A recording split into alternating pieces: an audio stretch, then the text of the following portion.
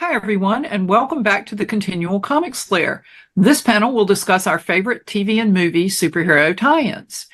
I'm your host, Nancy Northcott. The Comics Lair is sponsored by Heroes Aren't Hard to Find and Heroes Convention.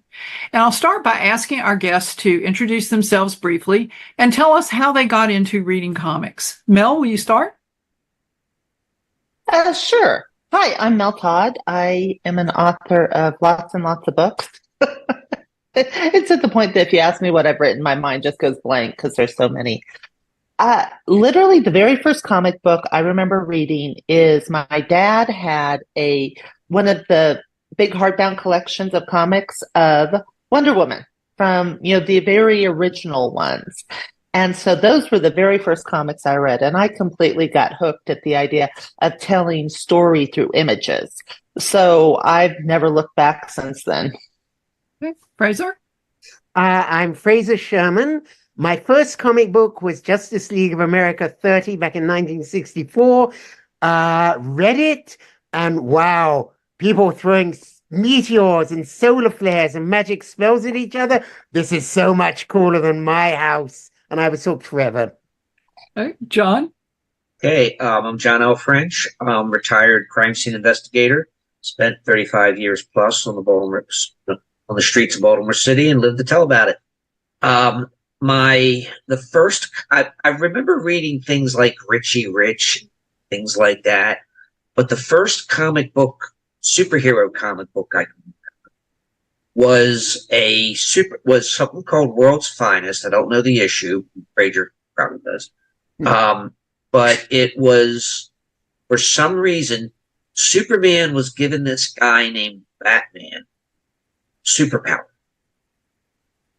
And he only had him for like 24 hours for some reason. I forget what. But it was kind of like, oh, there's somebody besides Superman. And I only knew Superman from the TV show with George Reed. So that was my first one, and I'd read them I didn't have that many, but I'd read them in the dentist office and the doctors, and in the barber shop and stuff like that. Jenny? Hi, I'm Gini Koch, and I've been into comics a long time, but I was only allowed to read Archie comics and Disney comics. So while I could read all about Lady and the Tramp and Scamp and his sisters, and anything else, Little Lulu, anything that was related to that, I wasn't allowed to read that trash that were actual comic books. So what would happen is I'd go into the market with my mother and grandmother, and I'd stay at the front and just read as fast as I could whatever was on the rack. So I can't tell you what my first one was. I can tell you, however, that in my small town and where we shop, there were many, many male-led, but I never saw a Wonder Woman comic. I never saw anything. I saw the Fantastic Four. And so they're my first real comic love because, oh, look, there's a girl in it. So I'm a big Sue Storm fan because of that. Okay. Kristin? Hi, my name is Kristin Jackson. I'm a graphic designer, work mostly in the film industry. And for me, the first introduction to comic characters was probably the Batman TV series from the 1960s. The first physical print comic I got my hands on was a copy of the Micronauts, one of the early issues found in a flea market, and that kind of started my comic collecting journey. I still hold out hope that one day Marvel will introduce the Micronauts to the MCU. I mean, they've had the prime opportunity during the Ant-Man and the Wasp Quantumania to introduce the Micronauts, but they blew it. So I was a bit disappointed with that.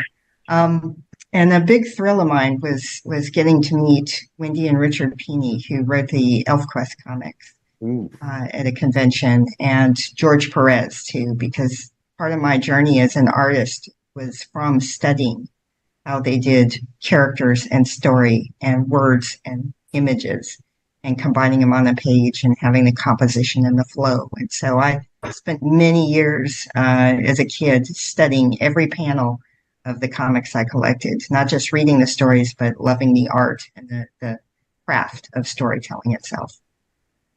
Jamie?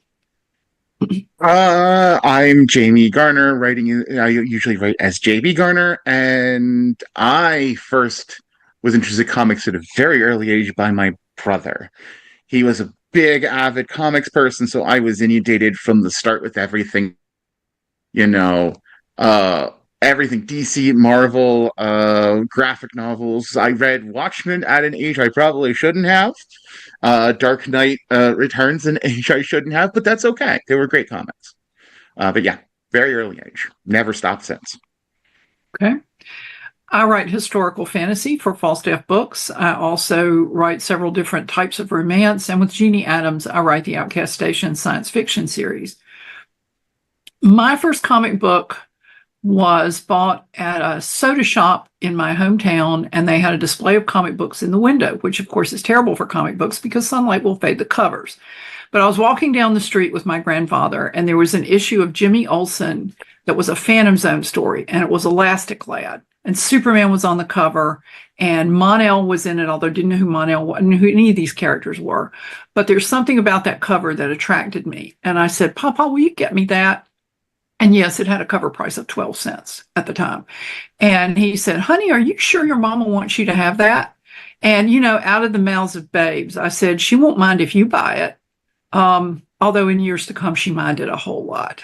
And so that was my introduction to comic books. And I loved them and have been reading them more or less ever since. So the panel is our favorite superhero tie-ins. And so let's go around, we'll keep going around until we run out of time or run out of things to say, one or the other. So Fraser, will you start? What's one that you really like a lot? Okay, I'll go with an old movie from the last century, TV movie, Mantis. It's unusual in that most made-for-TV superheroes, they show you the origin and then introduce the hero. In this one, Mantis, and I think it was the first black made-for-TV superhero. He's already in operation. You learn bits and pieces of his origin. Self-made millionaire, got shot by police accidentally, was unable to prove it. Finally woke up to the fact that, there is injustice and it reaches even to people like me. And so now he fights crime. And it was a good movie, predominantly black cast, most of which got dropped for the series, which was nowhere near as good. But the movie is excellently done. Sam Raimi, of many awesome things, including the first two Spider-Man movies, worked on it. Okay. John? Hey, the first superhero movie I saw was the Batman movie. My first really favorite was the Christopher Reeve Superman. That was one of the best, given the time it was made and all that. And the fact that it was really the only superhero movie out there, but since then, in the modern era, I think Iron Man, the first one, Captain America, the first Avenger, and the first Wonder Woman. Those are the three movies that show what superhero movies should be. And can be. For TV, I don't know if we're talking about the Netflix stuff as movies, but I really enjoyed the Netflix version of The Sandman. It's not perfect, but it's good. Okay. Jenny, what about you? I have several, but I'm going to go with one that I bet I'm the only one going to call this one out. The Phantom, starring Billy Zane. I love that movie. Okay, I love that movie. It captures it right. It was marketed atrociously. It came out at the wrong time. The suit, yes, purple looks great when it's dark ink, but fuchsia in the jungle really, really popped. But I love the movie. It's so earnest, and there's a lot of subtext going on that's also interesting and fun. But I just love the movie. I mean, you have people chewing scenery and Catherine Zeta-Jones young, and it's just a really fun movie. It's not the greatest movie ever made, but I love it. So if we're gonna go for what's your absolute favorite, I'm gonna have to accept it's The Phantom. Okay, Kristin? Yeah, I guess it just depends on what mood I am and what time, era that I'm in. for me, watching the original Christopher Reeve Superman movie was just magical. And it was such an inspirational and positive and hopeful movie. And then you go to the Batman movie, that was more dark and cartoonish and sort of like a nightmare circus type of feeling with scary clowns.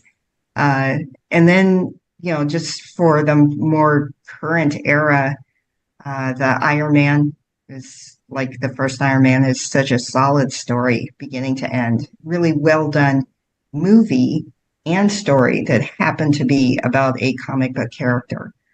And the first Spider-Man movie, you're just excited to see Spider-Man is a live action, not the Spider-Man TV series even though they kind of did a little homage to the theme song. But, for me, it's just the mood. Am I in the mood for something really dark and serious, like the Christopher Nolan Batmans, or am I in for something more lighthearted and silly, like the Batman from the original TV series? There was that Batman movie, which is just hysterical because it is so over the top, gonzo funny. What am I in the mood for? Am I in the mood for something that's comic books as you like to read them in the print, or are you looking for something that's just pure escapism? Okay, Jamie? I'm going to leave what is probably to most people my obvious choice for later, but I'm going to touch on that hopefully in another round. But I have to give a special props to one that I don't think it's enough props, and that is the Doom Patrol television show that just finished its run recently. It is crazy to watch something like that is such an amazing adaptation of some very weird and wild and existential stories be done so well, while its sort of sister show Titans is done so amazingly poorly by the same production company. But definitely definitely Doom Patrol. I gotta give it big props. Okay. Mel? So if you're talking about my favorite superhero to just watch and zone out on, it's probably always going to be Superman, simply because he's been around for so long. But hands down, my favorite superhero movie is probably one almost nobody's heard of. It's called Unknown Origins. It's actually done in Spanish and was filmed in Spain. And it does a homage to the Hulk, to Batman, to a couple others. And it is literally one of the best superhero origin stories I have ever seen. At the same time, none of it is actually a superhero. It's kind of like the origin story of Batman, when he's not a millionaire. But really, for me, I mean, Christopher Reeves and Superman was literally the very first superheroes that were actually on the big screen. I really think when I think of superheroes, I'm thinking ISIS, Shazam from the TV series. And then one of my favorites, and it's one of those ones, it's almost hard to watch now because it's so corny, but I loved Greatest American Hero. And I could still start singing the song without even thinking about it, just because it was probably the most realistic depiction of what it would be like to get superpowers. And all of the fumbling and all of the mistakes and all of the just being human. I think Greatest American Hero would actually be one of the ones I'd like to see rebooted. And I rarely say that. There's very few things I'd actually like to see a reboot of. But I think Greatest American Hero could be really fun. The bottom line on that show, read the manual before you start doing anything. He was a guy. The entire show. Well, my favorite, I've been sitting here listening to you all and trying to pick something to say is my favorite. And I think I'm going to go with the Wonder Woman movie because John touched on it earlier. I love the depiction of Themyscira and the Amazons and Diana growing up. And I love the little girl who played young Diana.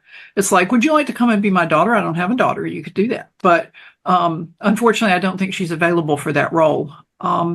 But I love the depiction of Themyscira. I liked the dynamic between Diana and Steve. There was a lot of humor. There was the flirting. The scene in No Man's Land, when Diana crosses No Man's Land, is like, holy freaking crap. It was just amazing. and I watch that movie every time it's on TV. I do own it. I could watch it other times, but when it's on TV and I happen across it, I watch it. And I think it's like Jenny was saying, oh, it's a girl.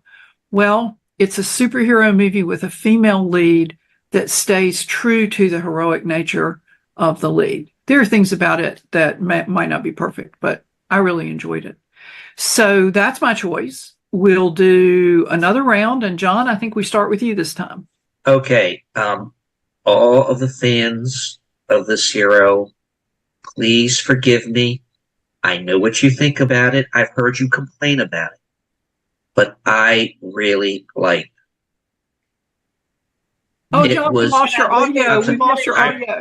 I really like the Spirit movie. It was fun. I know you're not supposed to see the octopus, but look who played it. You got to see him. But there was a lot of stuff that, kind of strayed, but the Spirit itself, the comic, the newspaper, whatever, it strayed from the Spirit. And I think even though there was a lot wrong with it, it encompassed the spirit of the Spirit. That and the Sam Jones television movie, The Spirit, was also a lot of fun. And it's a darn shame. It was a pilot movie. It's a darn shame they didn't make it into a TV series. Okay. Jenny. Okay, everybody else tossed out a couple, so I'm going to toss out a couple on this round. First of all, I love the 80s Flash with John Wesley Shipp. There wasn't an episode I didn't love, though, special mention must be made for Mark Hamill. It was just such a joyful, fun show. It really, really, it holds up amazingly well. And one of the things I really appreciated was when in the television Flash series, how they bring him in as alternate Flashes. The love for that Berlanti's system is showing for other versions of these characters is just off the charts there. Honestly, I feel like DC does not do great movies, but they do. The TV has been fabulous. But speaking of TV, I also want to give a shout out to X-Men 97. We were doing a full rewatch of the old series before we start the new one. But the X-Men cartoon was excellent.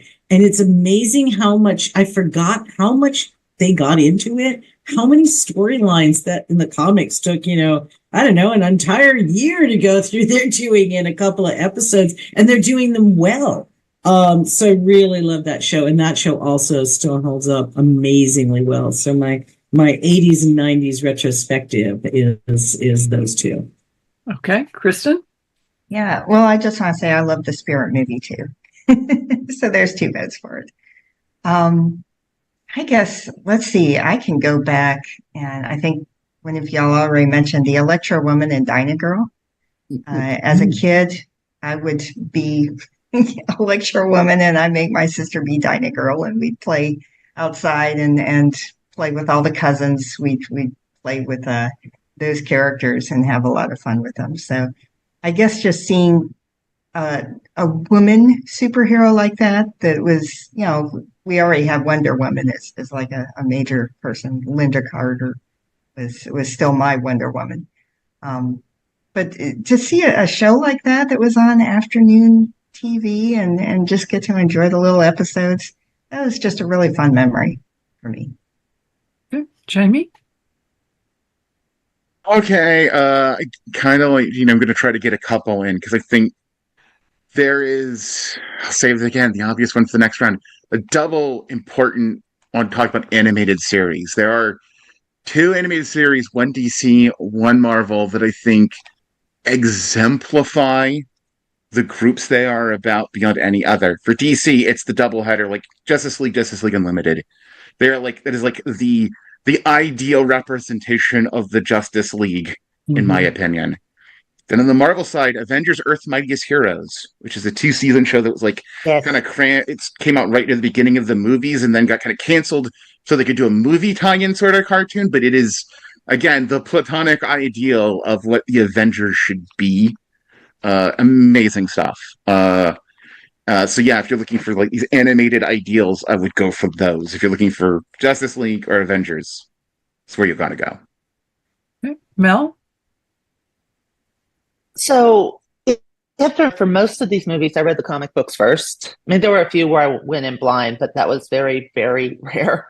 And one of the ones that I find the most interesting, honestly, is G.I. Joe. Because I read the G.I. Joe comics, I watched the G.I. Joe cartoon, and then the G.I. Joe movies. And don't get me wrong, the G.I. Joe movies had huge problems, namely killing Duke so fast, but that's a personal thing. But it was also a lot of fun because it was like seeing old friends that you had already met in multiple incarnations. And while I felt some of the casting fell flat, it was still just a lot of fun to see Duke and Lady J and Scarlet and Snake Eyes, because it was almost like just getting to see a friend that you had actually never seen in person. You'd only ever talked to online. So while there were major flaws, it was also still a lot of fun for somebody who had grown up with all of the variations. Now, one of the other ones that I didn't think they did as good of a job as what they could have, but again, I had read the entire comic book series at this point, was Spawn. Spawn is a fascinating comic book series. And I think they actually did better than what I feared they would do. It's still not a great movie, but if you've read all of the comics, they actually do a decent job in showing that dichotomy between basically being part evil and trying to be a good person. And I thought it was actually better. It was done better than what I feared, which is how I go into a lot of superhero movies. Yeah. Fraser? I will go with CW vs. Stargirl. I'm not sure I'd pick it over the best of Flash or Arrow, but it only lasted 3 seasons, so it didn't have any bad seasons. The premise is Breck Messenger is her new stepfather turns out to be Stripesy, former teen sidekick to Starman. He still has Starman's cosmic rod, the one anyone will recognize from the James Robinson Starman version. She starts fighting crime when it turns out that her small town is now ground zero for evil doing. She gets some of the JSA's old equipment and starts recruiting a new teenage JSA. And it's very much in the CW verse. Her superpower is hope mode, but it works. As witnessed in the second season when she saves these old veteran supervillains Huntress and Sportsmaster and their daughter Artemis from being sucked into darkness forever. They turn into good guys and they have no idea how to do it. So at one point when Stargirl's mom, played by Amy Smart, is getting shat on by her superior at work, the Huntress shows up in his office at night. Hi, I hear you're being mean to a friend of mine. Let's talk about that. And the next morning he's, hi, you know that project I said I didn't have funding for? I found the funding. If you have any other projects, I'll find the funding for them too. Please tell your friend Paula how much I really, really admire and respect your work. And it was a really fun show, and the ending of the final episode is just awesome. Well, my pick for this round, after a lot of deliberation, is the Hawkeye miniseries. And I say that as somebody who was furious that Black Widow was killed and not brought back. And I'm sorry if that's a spoiler. The movie's been out for ages. Just deal with it. There was no sequel to her death. We saw a little bit at the funeral, but it was dominated by the funeral for Tony Stark, as it should have been in the circumstances. But the Hawkeye miniseries is in many ways the sequel, by which I mean the reaction of the characters to Natasha's death. And I thought it was beautifully done. I liked Hawkeye okay in the movies, but I liked him a lot more after I saw that miniseries.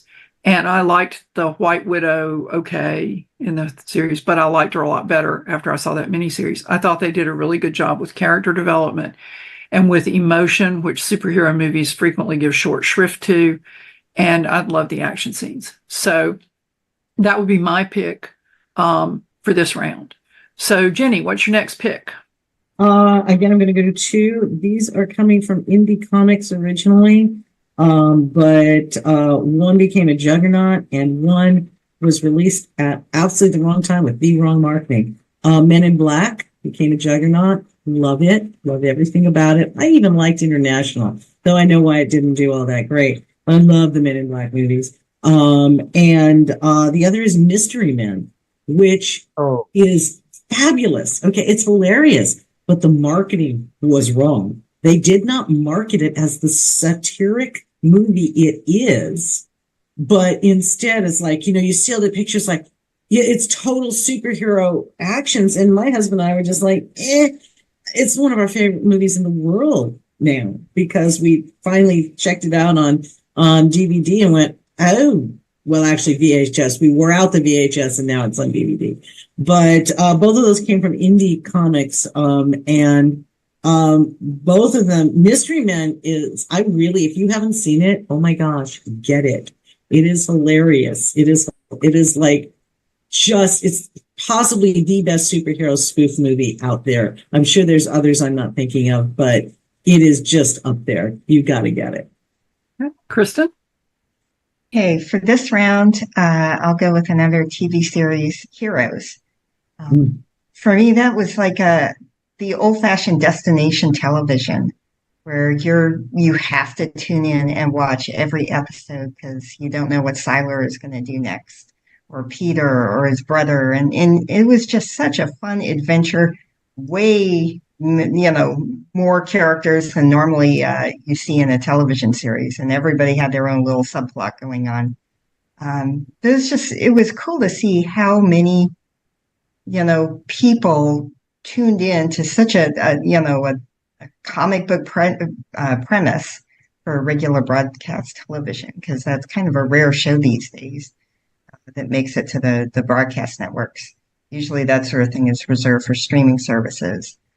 But yeah, I mean, following Siler and Peter and the, save the cheerleader, save the world, that was kind of something that captivated America for at least the first season.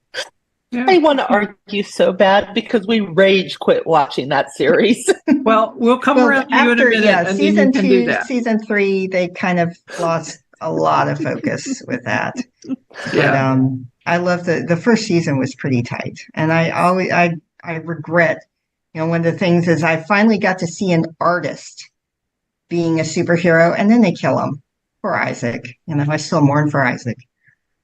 Yeah, but then he got to be Aramis and carry a sword in Musketeers. Yeah, that's right. He did go on to that. Jamie, what about you? Okay, well, I put it off long enough. I think most people can see the jacket. My favorite comic book movie ever is Captain Marvel. I know it's probably not most people's pick. Maybe they don't think it's that good, but as someone that has loved Carol Danvers as a character for decades, I can't believe how well they managed to capture a character whose whole cycle has been ups, downs, and overcoming adversity and moving higher. And I like the twist they did with the Skrulls, especially. Sorry, spoilers. It was definitely not what most people would have expected. I think they flubbed it later, but in that movie, it was really good. Captain Marvel stand for life. Okay. Mel, you rage quit Heroes, and if you want to tell us why, this is the time, and tell us something else that you like. So I have things that I want to talk about the characterizations that just drove me up the wall. Heroes, we were totally invested. My husband and I, yes, every night it was on. Both had to watch it until he didn't kill the guy. And we were just like, there's no moral qualms at this point. This guy is literally going to kill half the world. The fact that he couldn't do it just broke everything for us, because that was not the right time to have a moral quandary. You should have already have made that decision, and you literally had 10 seconds to take your shot, and he didn't. And we were like, we're done. At this point, it just got too stupid because he didn't do the one thing you absolutely had to do to enable the entire series. By he, do you mean what Siler? The series? Do you mean Siler? Yeah. Okay. Yeah. He could have. He had 10 seconds. Stick it in. That I am also, if you ever talk to me, Zombieland, yes, double tap every time. There's no question. Well, what's one that you really liked? I thought they did a live action of this, and part of it also could be the Mandela effect where I'm remembering it. But I really, as a kid, enjoyed Johnny Quest. Yes. Mm-hmm. Yes. I enjoyed getting to see them solve things. And it was also probably for me, who grew up in Northern California, which was either white or Hispanic. Those were pretty much, at least when I was a kid, the only two cultures there was white and Hispanic. To actually see somebody from India on a comic was absolutely fascinating. And it was a lot of fun because every so often they would throw in these cultural clashes that just made me as a kid go, oh, wow, it never occurred to me to look at something from that point of view. So that was actually a lot of fun. I'd like to see a good live version of it without making it either Bollywood or too corny, both of which I know movies would do. Okay. Fraser? I will go with Batman, the animated series, also by implication, Superman, the animated series, JLA, Justice League Unlimited. It was the first Gini Tim series. It's dark, it's moody, it's probably my favorite screen Batman ever. They used A-list actor voices at a time when nobody was doing that. It's now normal. You have Kevin Conroy, who is still the voice of Batman I hear when I think of Batman speaking. Mark Hamill as the amazing Joker. Michael Ansara as Mr. Freeze. Roddy McDowall as the Mad Hatter. David Warner sounding every bit of 600 years old and really tired as Ra's al Ghul. So we meet again, detective. And it was just superbly done. And so, yeah, all the Gini Tim stuff, fabulous. John? Okay, well, I was about to say Batman the Animated Series, but I enjoyed the first season of Daredevil. I mean, it was very well done. It showed how Matt Murdock became, grew into the character of Daredevil, the origin of the suit. The guy who, Vincent, what's his name? The guy who played the Kingpin. Yeah. He was wonderful. It was as much his movie as it was Daredevil's, but it was just a great movie, and they could not pull it off with the second season of Daredevil. That was just, I won't say it was bad. It was just they tried to tell two stories when they should have only told one, and part of it was basically the Punisher origin. So, but the first season of Daredevil is, again, that's what superheroes are about. And it's, I just thought they handled the whole thing well.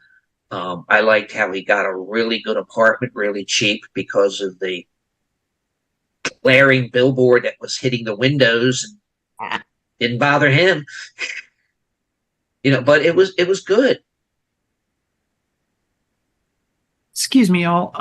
Kristin. We're about to start another round. So what another round. Okay. My next choice would be Constantine. That was a series that was on NBC for one season. Then it got canceled. And then, thank God, the CW had picked up Matt Ryan as the character again in Legends of Tomorrow.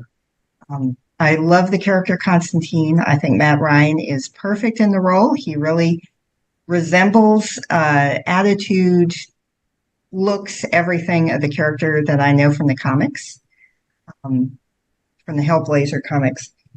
And as much as I love Keanu Reeves, I think he should keep being John Wick and not Constantine. So I was kind of sad to hear he wants another shot at the character for another live action movie. But everything about, if anybody hasn't seen the season of Constantine that was done on NBC, please go find it, because it's just such a great bunch of supernatural urban fantasy storytelling. Jamie? So, definitely have to give some big nods again, we're in the animated world. DC does amazing animated. And so we're going to talk. So, its first season was like last year. Second season is like in May. You cut out what show? Oh, no. I'm sorry. Let me back up then. If you can hear me now, I have to go with My Adventures of Superman. DC knocks it out of the park with animated stuff almost universally.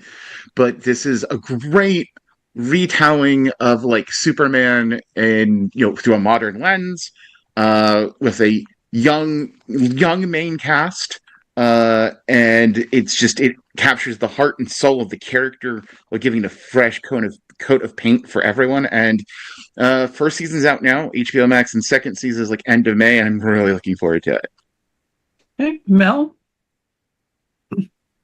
So, Fraser said voice character acting, and my mind lit up.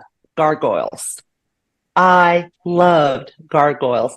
And then when you were watching it, and the first time, I don't even remember all the characters now, but the first time the quote bad guy spoke, and you went, wait a second, I recognize that voice. Who is that? And you're like listening, and you're like, wait, is that Commander Riker?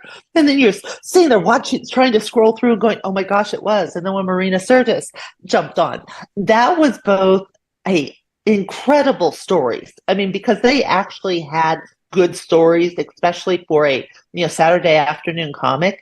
But then you had the voice acting from actors that were as familiar to you as your own parents by that point, because Star Trek The Next Generation, all of us were watching it.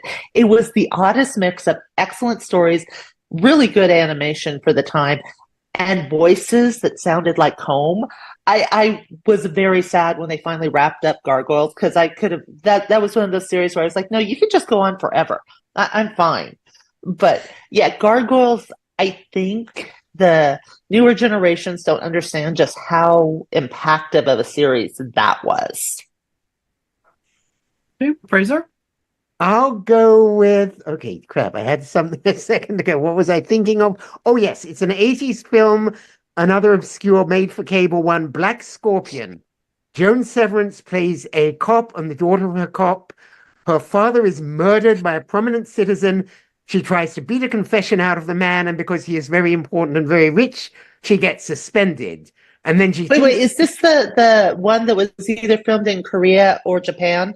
I do not believe so. That was a different. Okay, because I think there's a Black Scorpion. Okay, there is a Black Scorpion because I remembered it was all subtitles.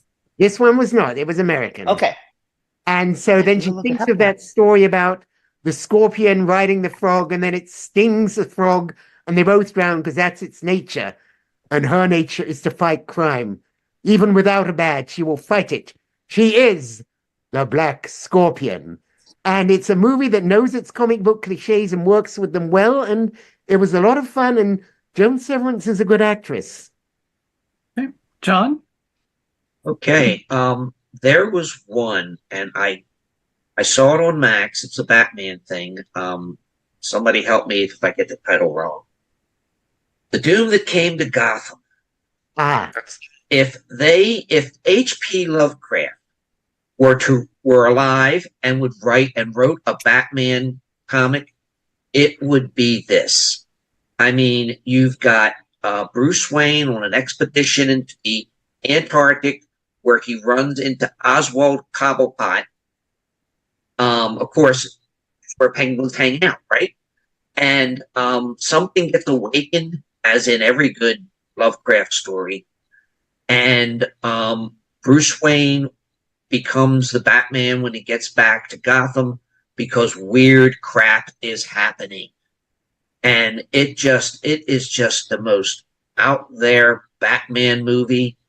You don't really expect, you figure it's going to be a regular Batman movie, but it's not. This is Batman by way of H.P. Lovecraft.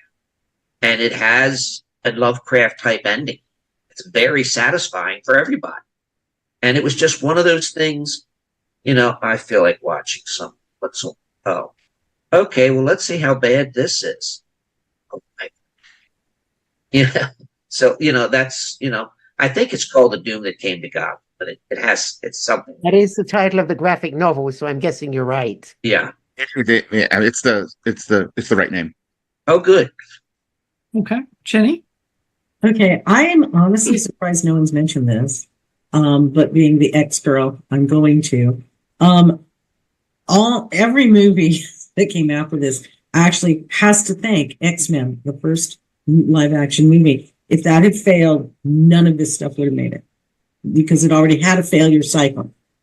Superman, that we'd had the 2 Superman movies, and then the 3rd and 4th were awful. We got, darker Batman, and then the 3rd one didn't make it. You got the Phantom in there at the wrong time, right? If X-Men had not been successful, none of the anything we're talking about after that wouldn't have existed. It just wouldn't have been made. Not only is it a really good movie, it's got some great lines. As a huge X-Men fan, I was like, Hugh Jackman's a foot too tall, but it doesn't matter as long as most of the other characters are taller than him. The best lines, I mean, there are really good lines in it, but Wolverine and Cyclops are never going to get along, really. And there's people are being impersonated, and Wolverine comes in, and Cyclops is like, "Wait, how do we know it's you?" And Wolverine pauses and goes, "You're a dick." And it's like, okay, right? It was just that interplay was so good. That movie is excellent. Excellent. Pardon? Excellent. Yeah, it's just a great movie, and without it, the Marvelverse does not happen. Okay, it just does not happen. You don't get Spider-Man, you don't get any of these, because if this movie bombed, nothing else was going to come after it. And instead it did great, and it made you forgive the fact that Hugh Jackman's a foot too tall to play Wolverine, because it doesn't matter. I also am going to quickly say, I defend the Keanu Reeves Constantine. I love that movie. I do not care that it has almost nothing in common with the comic. I don't care. It is a really good movie. And if you can divorce yourself from he should be blonde and it should be this and it should be that, honestly, it's an excellent movie. And I'm like squeeing inside that you said Keanu wants to do another one, because I'm like, first one in line, I'll be there. So I loved that movie. So one man's trash, another man's treasure. Well, that's the way with everything, isn't it? One man's trash, one man's treasure. Yeah, John. Ginny, I did see that X-Men movie. Mm-hmm. And I would have to say the greatest line in that movie has no words. Mm-hmm. It's when Wolverine extended one blade. Yeah. I was like a huge collector of X-Men comics as a kid. And so I was so excited to see a live action version. It was like seeing all my favorite characters now in an actual movie, and they were taking it seriously, and that was great. But I did the dialogue where Professor X is introducing Wolverine to the rest of the team. I cringed though. It's like, and this is Storm, and this is Cyclops, and I'm like, it came off. You know these names from the comics, and it's okay there, but when a real person is actually saying this is Cyclops, hello, it just kind of sounded weird. Really? Like, black leather? What do you want us in, yellow spandex? Yeah. Well, keeping with the team theme, the movie adaptation that I picked for this round is Young Justice on streaming. And I hadn't been watching it, and I saw people on social media saying, it's so good. Why aren't they going to bring it back? When can we get another season? And so I started watching it and ended up binge watching it because I liked it so much. And I liked the growth of the character Robin, who anybody who's been here regularly knows is Dick Grayson's one of my all-time favorite characters. And I liked the interplay among the different characters. And as they aged, they brought in other characters. And I just thought it was really well done. But we are coming up on time, and I don't think we have time to do another round.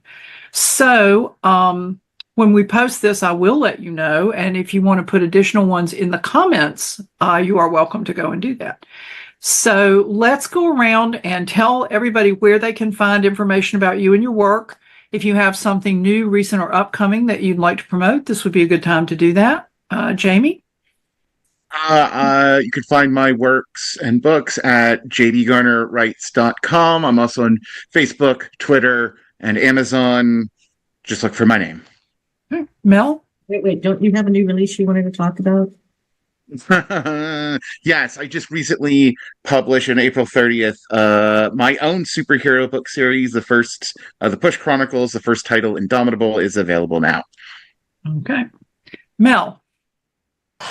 You can find all of my stuff at Bad Ash Publishing, ASH, not what I'm sitting on. I'm pretty much available everywhere. And the newest book I just had come out is a urban fantasy thriller. So you get to find out what it's like to have to hunt down mages for a living. Fraser? My name, you can find me at frasersherman.com, FRASER. They have a listing on there of all my books and where you can find links to them. My first books, Cyborgs, Santa Claus, and Satan, about made-for-TV science fiction, fantasy, and horror films, includes all the made-for-TV superhero films of the last century. So if that interests you, it's available on Amazon and elsewhere. John? Hey, keeping with the theme, Bold Venture Press has been putting out a Zorro anthology, all new stories like every other year. Upcoming in the summer of this year is Zorro's Swordplay and Romance, and I have a story in there which features not one but two Zorros. And where can people find information? Oh, you can find I'm on Facebook as John French, and my writer's page is John L. French. You can find my books on the publisher's pages or on Amazon and Barnes & Noble. Okay. Ginny? Hi. Well, first of all, because I forgot to say this when we were introducing ourselves, I write the Alien Catherine Kitty Cat series for doll books. You can find those at Barnes & Noble, any place else books are sold. I also write under a variety of other pen names and in all lengths and genres. You can find all the information on my books and my various personalities at GiniKoch.com. I'm all over Facebook. If you want to join my free newsletter, hook me up. You can do so from my main fan page, Hairspray and Rock and Roll. I'm also on X, Twitter, Blue Sky, and Pinterest. And my upcoming release is coming from Ginger Blue Publishing. It is the first in my novel series set in the Old West by me writing as A.E. Stanton, and that is Natural Born Outlaws. Kristin? Let's see. You can find me on Twitter X as Annicat, at ANICAT. I'm not really on Instagram very much anymore. I'll be a professional guest at upcoming Dragon Con this year. And for what I'm working on, I'm just kind of playing around with a 10-episode prequel to Divine the Series, which is a supernatural horror indie series that the guys from Supernatural shot when they were, not working on their day jobs. So anyway, that's about it. My website is nancynorthcott.com. I'm on X, that used to be Twitter, more than any other form of social media. I also have an author page on Facebook, and you can find various other connections on my website. My next release will be in July, and it's Traitor as in Benedict Arnold. Traitor, not traitor as in vendor. Traitor Mage's Fate, part of my Light Mage Wars Paranormal Romance series. So thank you to everybody on the panel for joining us this evening. Thank you for everyone who's watching. And thank you to our sponsors, Heroes Aren't Hard to Find and Heroes Convention. For more information about them, you can visit heroesonline.com.